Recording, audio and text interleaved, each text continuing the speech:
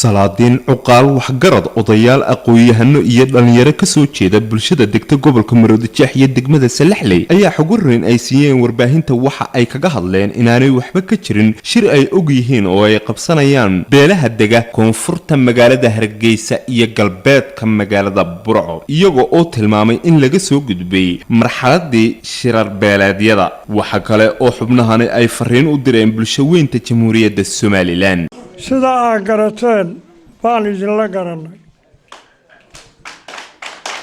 sida cuqaasha iyo odayaasha garteen baanu la garanay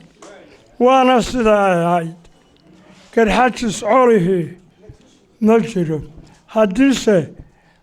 la dhexdeeda ay isagaajinayso imika maaha waa goor dhumbe habar yoonus nabad baanu nahay habar awal nabad baanu nahay ayuub تلتعلي عرب محمد سوير نبض بانون وحي نبض وذن بان أضيوه هاي نكي إيارو قلو عوضا شغلكم ليه سدا أضياش وقرتين وسلطانكو كوكو دومن جورو أيان للسعوداء حكومة ده حق حبتي حق حاحد أيان لقاحي wax badan baa daashad laydin tobay dawladdu sidaynu isku ogeyn maanta waxaanu ugu mahadnaqaynaa degmaday siisay degmada waa ku mahadnaqaynaa madaxweyne ku-xigeenka wasaarada sida sharaf la yeeleen ay adduunkii ku dareen baanu ugu mahadnaqaynaa waxaweye garxajis intaanu shirin reer baynu nahay inaynu reerkeena sheerino oo jir laysugu yimaado ayaa jira waxaan leeyahay tallaabo adag haddaanay xukuumaddu ka qaadayn waxaynu ku hadalaaba meel xiiqun warortay ti garxajis hadday nabad ka talinayaan oo ay leeyihiin beeli baanu heshiisiinaynaa de wax colaadoona dhex taalla ma jirto waxbana iskuma hayno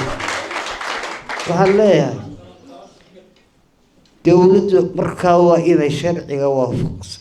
sharci waafaqsan ka qaadaa iyo tallaabo adag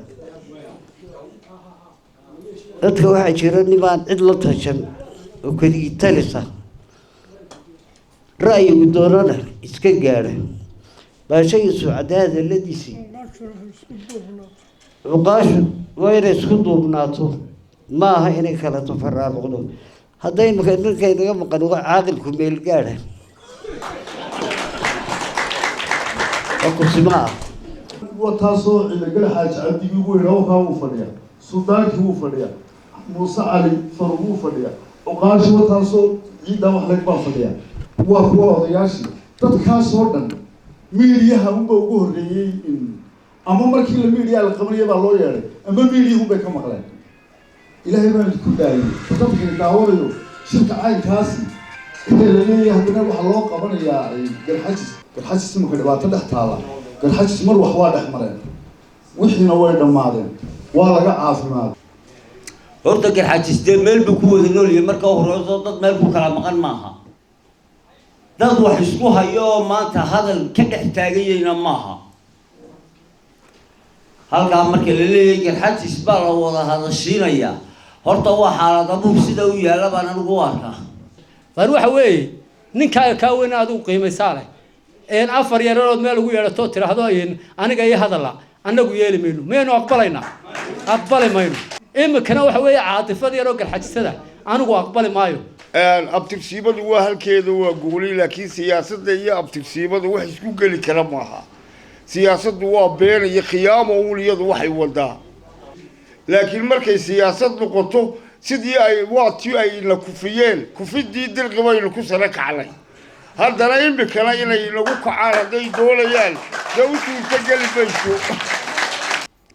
anigoon beelaha kale waxba aflagaadaynay qoladaa daawuud ee dhawaaqday walaal shirka dambe ka soo qayb gal waxa aad aragtay ku sharax haddii lagaa bato oo wax dariiq ka wanaagsan lagu tusana qaado inagu dhaqan baynu nahay werigan sidii ilaahay inoo abuuray laakiin waxaa jiri jirtay haddaynu shir galayno inaynu cid u dirno sharciida gala ogyahay inaynu u dirnaa baa la isku ogaan jirin soo samay ahaan jirin cidaynu shir u dirnay miyay jirtaa waxaan leeyahay innaga dhaqankeennu waa kii cid shir aynu u dirnay ma jirto inaan ku tabanin oo dhaqankeennii inaynu dadka hortay dhaqan lahayn waa ina xasuusnaataan midda kale maanta aynu ka hadlayno anigu u malayn maayo nimanka yidhi kaalay oo halkaa la soo shirayo iyo arrinta halkaa shirka ku qabanayay dee waxay meel kaga dhaceen aniga uun mahee ree hargeysa oo dhan bay meel kaga dhaceen sababtaa hargeysa miyaanay madaxweyne weligeed geyin horta madaxweyne ma geyna hargeysa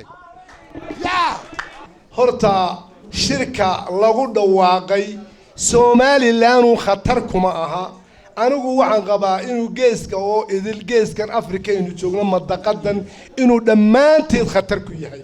oo uu nabadgeliyadeeda gilgilayaan